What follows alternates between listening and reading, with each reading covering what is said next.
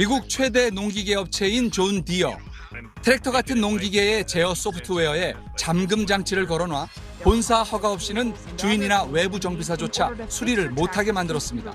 If it breaks down, I can finger through those service manuals and I can troubleshoot and I can fix it.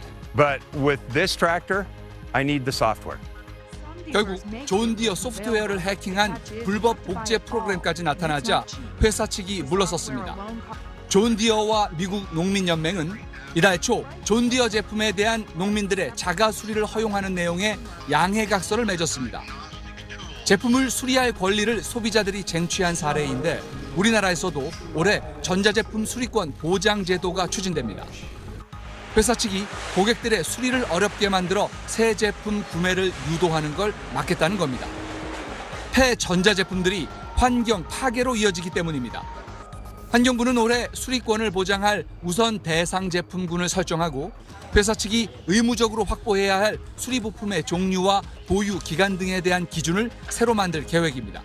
순환 경제의 핵심이 사실은 제품을 오랫동안 사용할 수 있도록 하는 것입니다. 올해 구체적인 내용안을 마련해서 2025년도에 시행될 수 있도록 준비하겠습니다. 프랑스에서는 한 발 더 나아가 제품 수리가 얼마나 용이한지에 따라 수리 가능성 지수를 매기는 제도가 작년부터 시행 중인데 우리 환경부도 비슷한 제도 도입을 검토하고 있습니다. SBS 장세만입니다. 스마트폰 케이스가 깨져 서비스 센터를 찾았던 노현정 씨는 그대로 발길을 돌렸습니다. 예약해야 된다고 해서 그냥 그대로 집에 갔어요. 다 꽉 차 있어가지고 한 1, 2주 있다가 다시 방문했어요. 수리 비용은 50만 원. 또 고장나 이번엔 사설 수리 업체를 찾아갔는데 폰 상태는 더 나빠졌습니다. 뭐가 잘못됐는지 아예 안 되더라고요. 그 다음은 어떻게 하셨어요? 그래서 결국 그냥 아예 새 폰으로 바꿨죠. 애플은 미국에서 지난 4월부터 자가수리 온라인 스토어를 열고 정품 부품과 수리 매뉴얼을 제공합니다. 삼성도 미국에선 8월부터 스마트폰 자가수리 프로그램을 시작했습니다. 전자제품의 수리할 권리 확대는 세계적 추세입니다. 거대 기업들의 수리 독점이 부당하다는 인식이 커지고 전자제품 쓰레기와 환경 문제에 대한 관심도 높아졌기 때문입니다. 스마트폰과 노트북 등의 수명을 5년 연장하면 1년 동안 자동차 500만 대를 운행하지 않는 것과 같은 탄소 감축 효과를 낸다는 연구도 있습니다. 전자쓰레기가 줄어들면 자원을 아끼는 것뿐만 아니라 전자 폐기물 속 유독성 화학물질에 의한 환경오염을 줄일 수 있습니다. 프랑스 파리의 한 전자제품 매장입니다. 스마트폰과 노트북마다 옆에 점수를 매겨놨습니다. 지난해 도입한 수리 가능성 지수입니다. 분해가 얼마나 쉬운지, 부품은 얼마나 싸게, 쉽게 구할 수 있는지 등 5가지가 기준입니다. 스마트폰과 노트북, 텔레비전 등 5가지에 의무적으로 표기합니다. 실제로 매장에 가서 보면 노트북이 이렇게 있으면 옆에 작은 설명서처럼 제품 설명서가 있지 않습니까? 거기 안에도 이제 아주 작게 마크가 기재되어 있습니다. 우리나라의 수리할 권리에 대한 움직임은 아직 걸음마 수준입니다. 지난해부터 관련 법안 6개가 발의돼 있지만 논의는 이루어지지 않고 있습니다. SBS 한승우입니다. 삼성전자 스마트폰에 나사를 풀고 액정 사이 빈틈에 장비를 꽂아 벗겨낸 뒤 새 액정으로 갈아 끼웁니다. 글로벌 온라인 수리업체가 유튜브에 공개한 자가 수리 방법입니다. 삼성이 사설 수리업체에도 정품 부품을 공급했기에 가능했습니다. 스마트폰 소비자가 직접 수리할 권리를 보장하라는 미국 정부의 행정명령에 따른 겁니다. 애플은 지난 4월부터, 삼성도 이달부터 서비스를 시작했습니다. 갤럭시 S21 기준 액정과 배터리 교체는 22만 원, 배터리 교체는 9만 원이면 스스로 교체가 가능합니다. 유럽에선 제작 단계부터 자체 수리가 쉽게 설계하라는 법안까지 추진 중입니다. 하지만 국내 도입 계획은 아직 없습니다. 국내는 서비스 센터 접근성이 좋고 수리 서비스 비용도 상대적으로 저렴해 실효성이 떨어진다는 게 업체 설명입니다. 하지만 스마트폰 보증 기간은 2년, 부품 보유 기간도 4년으로 짧아 사실상 2년마다 스마트폰 교체를 강제하는 상황인 만큼 수리비 문제로만 볼 게 아니란 지적도 있습니다. 보증기간이나 부품 보유 기간들이 짧기 때문에 수리비가 너무 비싸거나 이제 부품이 없어서 사용이 제한되는 경우들이 있어서 우리나라의 1인당 전자 폐기물량은 전 세계 평균의 2배에 달해 환경오염을 줄일 방안도 찾아야 합니다. 지난해 국회에 관련 법이 제출돼 있는데 실효성과 안전 문제 등 본격적인 논의를 시작할 필요가 있습니다. SBS 정성진입니다. 뭐? 맥북이 고장나 서비스 센터에 가야 한다고? 잠깐만, 너 토익 몇 점이야?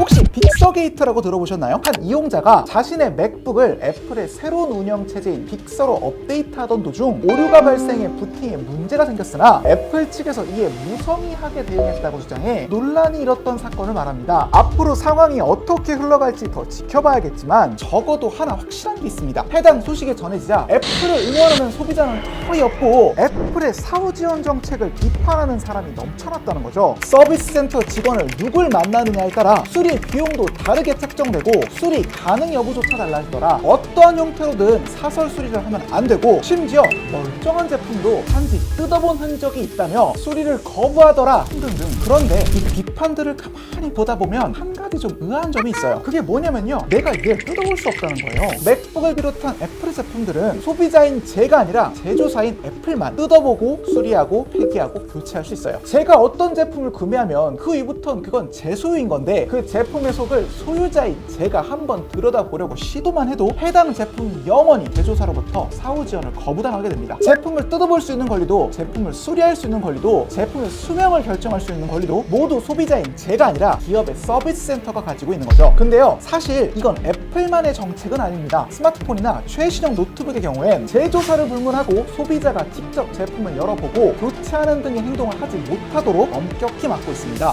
그 기업의 제품들이 이제 소프트웨어들이 어느 순간부터 뭐 지원이 안 되거나 이랬을 경우 내가 수리를 할 수도 있는 거잖아요. 그 막히게 되면은 정말 그 뒤로는 못 쓰는 거잖아요. 자, 글로벌 IT 기업들이 이런 일을 할 수 있는 건 90년대 미국에서 통과된 한 법 때문입니다. 이 법에 따르면 전자제품의 소프트웨어는 저작권이 있는 상품이기 때문에 개인이나 사설업체가 전자제품을 수리하거나 개조할 경우엔 해당 제조업체는 저작권 침해를 주장할 수 있습니다. 소프트웨어를 마음대로 개조하면 해킹이 되니까 소프트웨어가 내장된 제품을 억지로 뜯거나 개조하는 것도 해킹이라는 논리죠. 그걸 넘어서서 소비자가 주장할 수 있는 제도적인 그 장치가 없는 거죠. 우리나라가 그 정책을 그대로 받아들여야 될 이유는 사실은 없지만 사업자들이 권리를 제한하는 부분에 대해서 구체적으로 사실 논의가 이루어지지 않았기 때문에 개선돼야 될 부분들이 있을 것으로 보여집니다.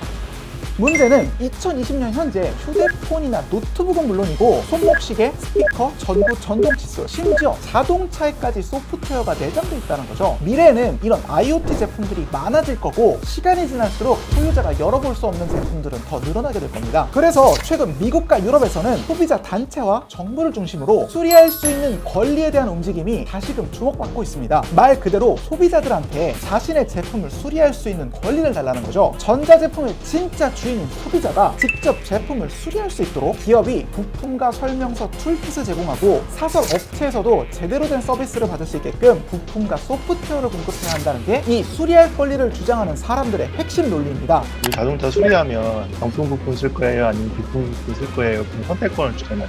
근데 IT 제품이라고 해도 다 분해해보면 분들도 부품 사갖고 부품 소프트웨어 갖고 만든 거거든요. 근데 충분히 이제 그것들도 교체 가능한 부품들이고. 근데 재밌는 건요, 이 수리할 수 있는 권리에 대한 문제 제기가 사실 자동차 산업에서 처음 제기된 문제라는 겁니다. 자동차에도 소프트웨어가 달렸다는 말 기억하시죠? 외딴 지역의 농부들이 쓰는 트랙터에도 이제는 소프트웨어가 달려있거든요. 농기구를 현장에서 쓰다가 고장이 났을 때 저작권법을 어기지 않으려면 무작정 며칠이고 제조사의 수리 서비스만을 기다려야 하니까 농부 입장에선 큰 손해가 날 수 있는 거죠. 그래서 미국의 한 주에선 농기구 제조사들은 요청 시 농부들에게 수리에 필요한 정보 문건을 제공해야 한다는 내용의 법을 통과시켰습니다. 미국에선 이 법의 적용 대상을 일반적인 디지털 디바이스에까지 넓히려는 시도가 이루어지고 있고요. 이후 애플 역시 미국 참정이긴 하지만 사설 수리 업체들에게도 공인 서비스 업체와 같은 순정 부품과 도구 그리고 소프트웨어까지 제공한다고 합니다. 또한 유럽에선 이윤에 판매되는 전자기기들의 부품을 사설 업체에서도 살 수 있도록 하는 법안이나 제품의 수리 용이성을 강제로 표기하는 법안이 추진 중이라고 합니다. 그럼 우리나라는 어떠냐고요? 안타깝게도 아직까지 수리할 수 있는 권리를 보장하라는 법제화 움직임이 활발하진 않습니다. 사람들의 관심이 부족하기도 하고 국회, 입법부에서도 그렇게까지 이 문제에 관심 있는 분들이 없는 것 같더라고요. 하지만 이제는 우리도 소비자로서 내 소유의 제품을 내가 어디까지 소유할 수 있는지에 대해 깊이 있는 고민이 필요한 때인 것 같습니다. 애플의 빅서게이트로 다시금 생각하는 수리할 권리 운동, 이 운동이 우리 사회에도 보편화돼 순수한 혁신을 핑계로 소비자가 제품을 열지도 못하게끔 이상한 나사를 쓴다던가, 접착제로 내부를 떡칠을 해놔 제품을 뜯기도 어렵게 만든다던가, 각종 칩을 메인보드에 납땜해 북박아버리는 온보드를 쓴다던가 하는 식으로 소비자가 제품을 건드리지도 못하게 해온 관행이 하루빨리 개선되면 좋겠습니다. 끝. 잠깐만, 너 영어 너 내가 이렇게까지 해야 되냐? 야, 빨리 인트로 나오라 그래. 못하겠다. 딴 넘어가.